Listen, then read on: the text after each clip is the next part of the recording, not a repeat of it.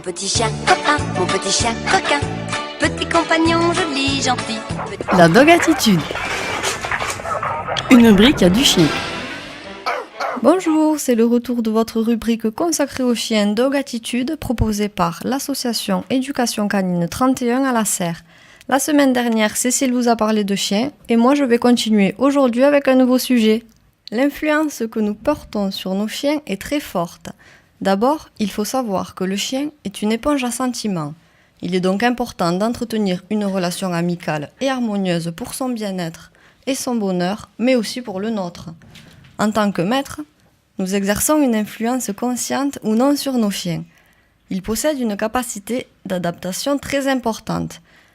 Il faut savoir qu'il nous observe et est capable d'identifier notre gestuelle, nos sourires sur nos visages, nos colères ou nos joies, car sa communication est essentiellement basée sur le non-verbal, c'est-à-dire le gestuel, les mouvements du corps, et sur le mode paraverbal, autour de l'expression sonore et des vocalises.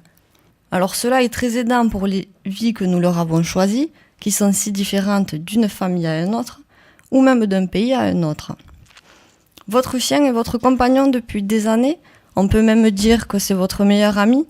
Il est toujours fidèle, présent dans les bons comme dans les mauvais moments, et même quand vous le grondez, il ne vous en veut pas. Vous pensez le comprendre, mais comprenez-vous la communication canine ? Je vois tellement de maîtres serrer les chiens dans les bras, pensant que celui-ci est ravi, alors qu'en réalité, il n'a qu'une envie, c'est fuir. Comment être cohérent lorsqu'on les gronde parce qu'ils aboient, alors qu'en réalité, l'aboiement est un mode de communication normal pour eux ? Et comment être cohérent lorsqu'on leur crie dessus, quand il sent une crotte ou de l'urine, alors que ce comportement est naturel aussi pour eux ?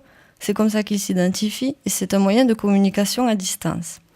Pourquoi voulez-vous que votre chien revienne quand vous le rappelez en lui criant dessus ? Alors, il ne faut pas penser qu'un chien en colère passe directement à la phase de grognement ou de morsure. Il y a toute une série de signes avant le passage à l'acte, appelés signaux d'apaisement, auxquels beaucoup de gens ne prêtent pas attention. Et c'est pourquoi il y a tant d'accidents en France chaque année. Environ 500 000 morsures par an, entraînant 60 000 hospitalisations. C'est quand même pas mal. Nous obligeons nos chiens à vivre comme nous le souhaitons, donc d'une façon totalement différente de leur mode de vie naturel, alors apprenons à un peu mieux les connaître. Je rappelle pour ceux qui nous rejoignent que le sujet du jour est l'influence du maître sur son chien. Nous pensons tout savoir sur nos chiens, mais soyons honnêtes, il nous reste encore beaucoup de choses à apprendre. Alors qu'à l'époque de nos grands-parents, ils servaient surtout pour la chasse ou la garde, on ne pouvait pas vraiment parler d'animal de compagnie, mais plutôt de chien de travail. Les mentalités ont énormément changé au cours des 70 dernières années. Aujourd'hui, nos chiens vivent à l'intérieur pour la plupart, ils ont des câlins, ils dorment sur le lit ou sur le canapé, et certains ont même un cadeau à leur anniversaire. Ils sont devenus un membre à part entière de la famille. D'où, encore une fois, leurs capacités d'adaptation sont vraiment étonnantes.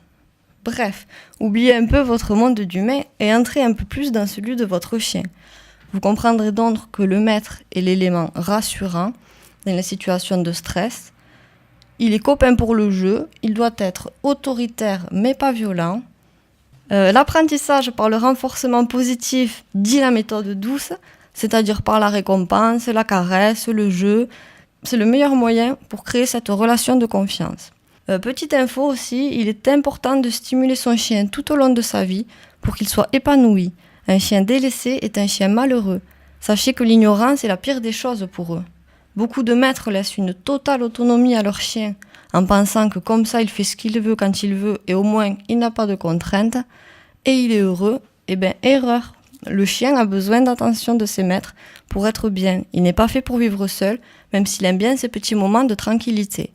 Et en parlant de contraintes, justement, il est important d'apprendre la frustration à votre chien. Un chien équilibré est un chien qui peut s'adapter à toutes les situations. Bien sûr, les chiens sont tous différents, donc à vous de trouver la meilleure façon de créer une bonne relation avec lui. Donc à vous de voir comment vous y prendre pour créer cette relation avec votre chien. Et merci à tous de m'avoir écouté et à la semaine prochaine. C'était votre rubrique Dog Attitude, présentée par Cécile ou Aurélie, de l'association Éducation Canine 31 à la Serre. www.educationcanine31.com